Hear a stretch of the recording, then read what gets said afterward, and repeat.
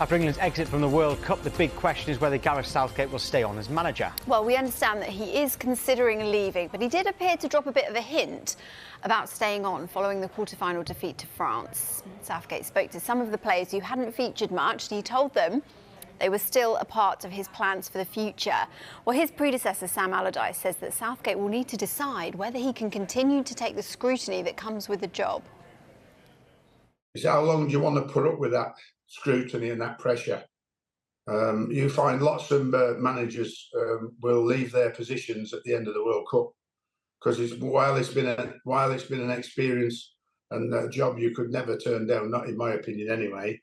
There is a time when you have gone through the mill enough and gone through the pressures that it brings enough. And I think this squad is good enough for him to think that I need to carry on because I think we can win the Euros. But there is the other side of it with the family and everything to consider. How much of the pressures do I want to continue to cope personally with? And is it time for me to bow out, as it were? There are reports the FA could consider appointing a foreign manager, with Thomas Tuchel and Mauricio Pochettino reportedly interested in the job, but Allardyce is adamant Southgate's successor should be English. Oh, can't happen. No, not again. You know, there's enough qualified managers and enough British managers in this country to pick the right man. I mean, to start doing. Well, how successful were they? I just don't see it. I just think there'll be a massive knock back for our country. And a massive knockback for young managers trying to make their way. It's hard enough to get in the Premier League as a British manager, Chris, but to think that it's taken away from you to become the national team coach, not to be British, then, you know, I just think it's unacceptable personally. Right, let's bring in Chris and David to this chat then. Chris, do you think, we don't know yet what's happening with Southgate, you know, he may stay, he may go, but do you think that the talent of the England squad could persuade him to stay? Yeah, as we touched on earlier, I think, you know, that there's both sides to it, really. You know, he's helped nurture and bring through a few of the younger ones, and he would see it as his project that he might want to finish in 18 months' time, or you know, the World Cup in 2026. But he also might have that feeling of saying, I've taken them as far as I can.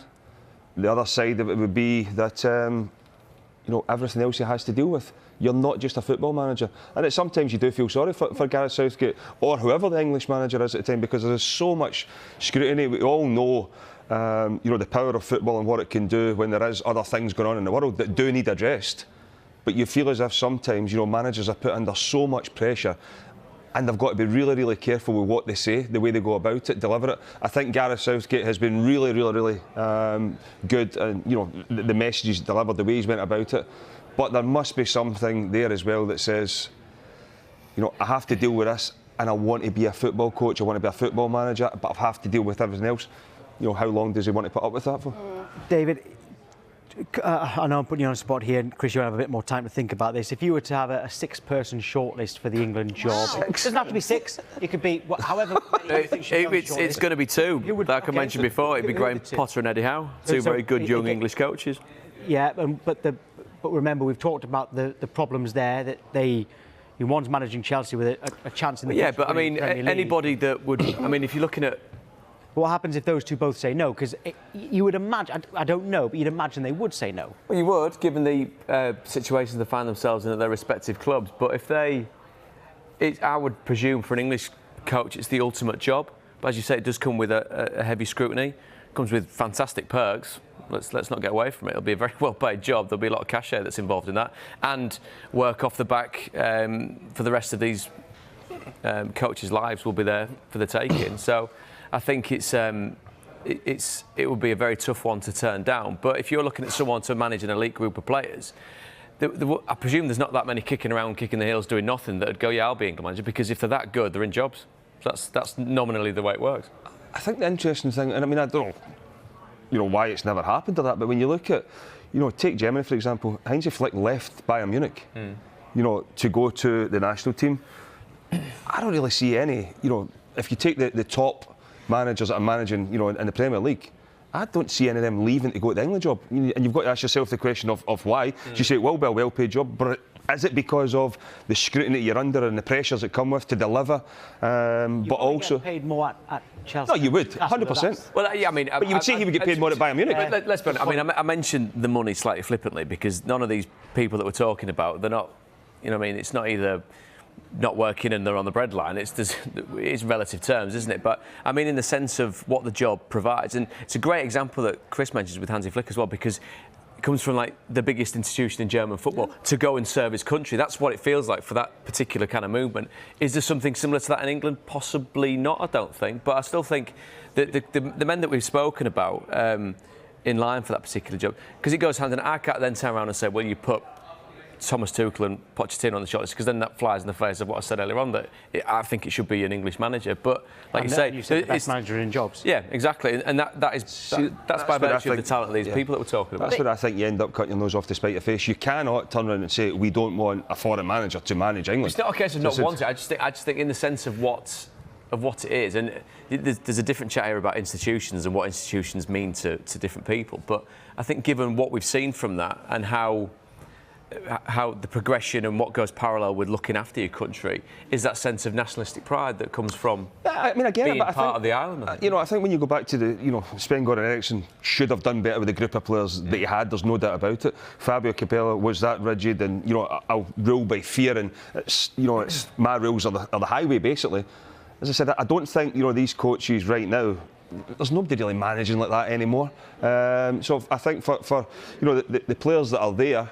It could be if Gareth does decide to step aside. It could be some for me looking at it could be a foreign coach who comes in that gets because and I hate to say it, but you always hear everybody saying Gareth is is a fantastic man. He's a fantastic.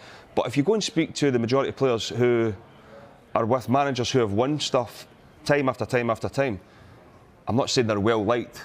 And there's other words you could use, but there's a nasty streak to them, and the fear that they give off to the players, and there is that nasty streak, that ruthlessness that I need to win games of football. Like Antonio Conte, for example, at Tottenham, you get an instant response from the players. It might wear off in time, but as I said, you're then looking at the next Euros or World Cup, where for this group of players, you've got to say they need to deliver. Without repeat myself, you're then getting into the category again where Harry Kane could, by the time the next World Cup comes around, he's going to be towards the end of his career.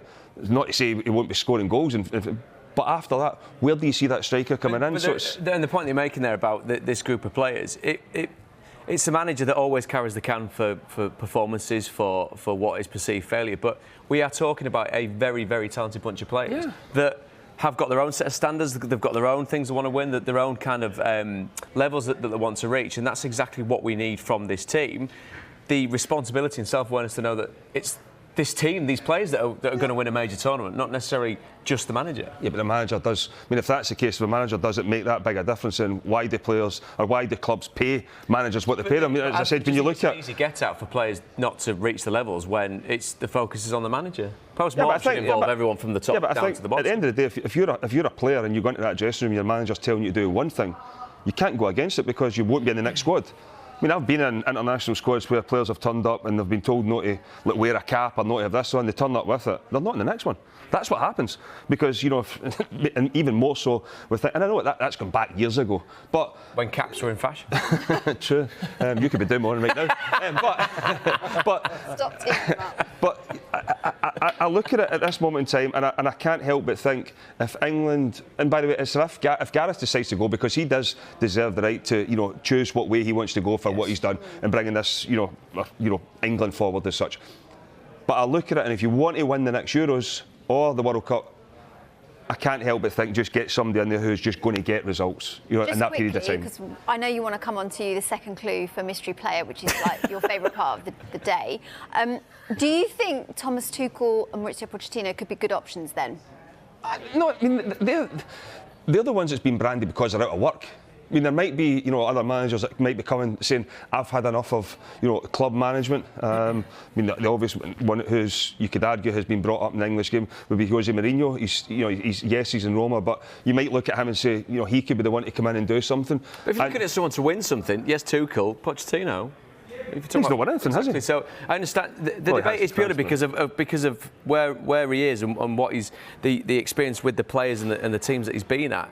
That's why we're talking about it, and because he's out of work, isn't it? Yeah, I mean, I just can't help but think that, you know, this next period of time for the players that are there is no doubt England have underachieved at this World Cup. But right now, for the Euros, is their best opportunity, because I look at the other nations that they're going to be in round about, especially the Euros. You feel as if only France can match them. If they can stay away for them, you know, to the latter stages of you know, the Euros, they've got a right good chance of winning it.